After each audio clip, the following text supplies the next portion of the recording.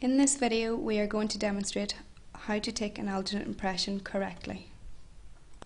Prior to taking your alginate impression, you must ensure all your materials and instruments are ready. Here at the University of Manchester there are a variety of trays that we can choose from.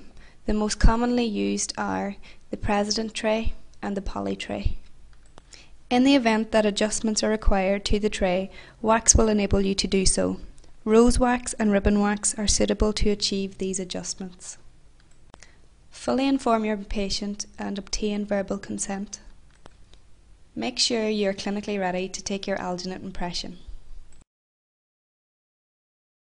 Attach the handle to the stock tray, ensuring that it is facing downward away from the lip.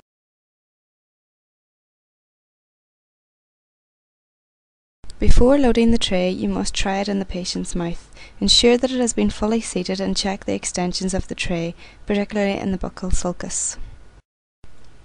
In the instance that the handle of the stock tray is loose, you can use the alginate spatula to adjust the handle as shown here to achieve a more secure fit. Ensure the impression tray extends fully into the buccal sulcus on both sides. This will allow you to take a detailed impression that will include all the relevant landmarks. An underextended impression tray can be modified with the use of ribbon wax. This ribbon wax is moulded around the borders of the stock tray as shown here. A tray that is underextended will have insufficient detail and therefore produce an inaccurate impression. Then you can retry it back in the patient's mouth, making sure you are satisfied with the adjustments you've made. Note here the position of the tray handle. Notice how it points downwards and away from the patient's lip. Like as shown with the upper tray, the lower tray must also be tried in the patient's mouth before loading with the impression material. Particularly note the position of the tongue when the tray is fully seated. Border extension should also be noted. Ribbon wax is moulded in areas of the tray that are underextended.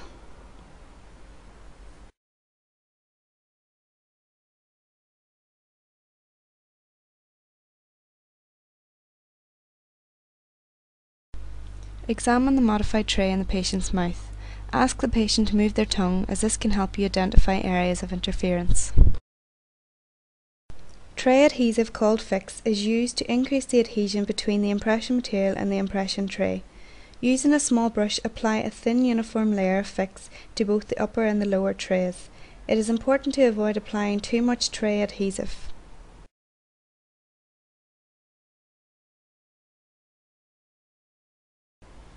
Using the compressed air from the 3-in-1 tip to dry the tray as demonstrated.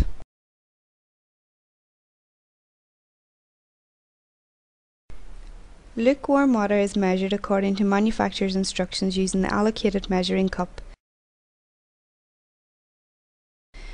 Shake the container of alginate powder before starting, as this will evenly distribute the constituents of the mixture.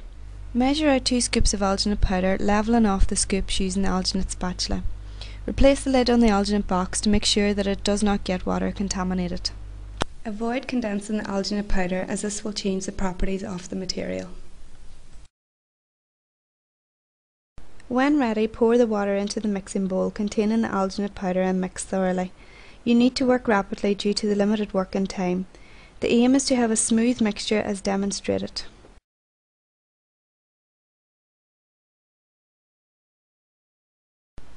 Add the alginate to the tray in 2 stages, as this will make sure that it is fully loaded.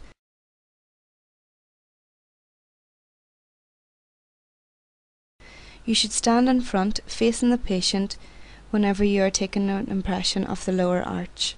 Fully seat the tray, and as soon as you can, ask the patient to stick out their tongue until it's fully protruded. Then get them to move it from side to side in functional movements.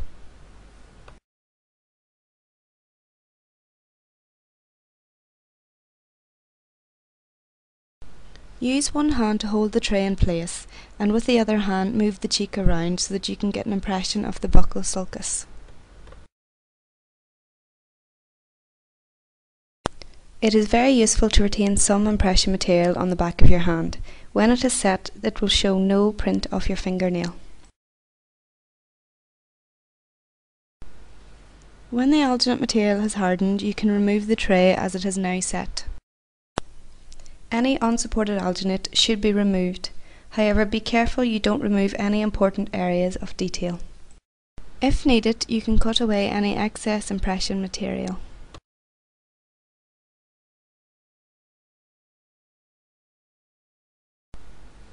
Thoroughly mix the alginate and load the upper tray. You can stand behind the patient to insert it. Make sure it is in the correct position and fully seated. If you happen to have a patient that has a sensitive gag reflex, you must explain fully the procedure.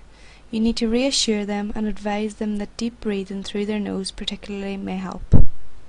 To achieve a detailed impression, it is very important that you manipulate the lips and cheeks around the impression tray as the alginate impression is setting. Once set, then remove the tray, and again any excess material should be removed prior to sending the impression to the laboratory. Before sending your impression to the lab, they must be cleaned and sterilised.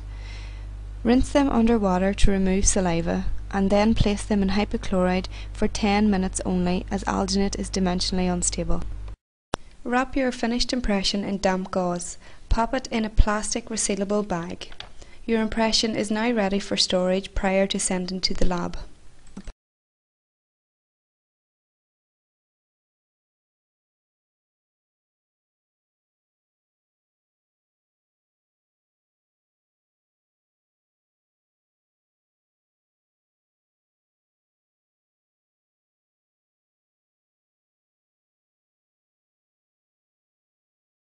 In clinical instances where excellent detail of the dentition is needed and where a sulcus impression is not important, for example splint construction or wax up or face bow, the following technique can prove useful.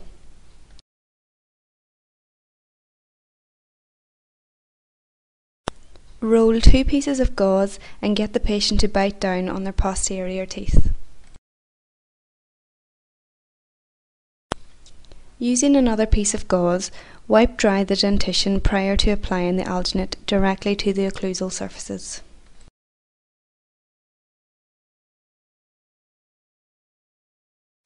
Insert a fully loaded alginate impression tray.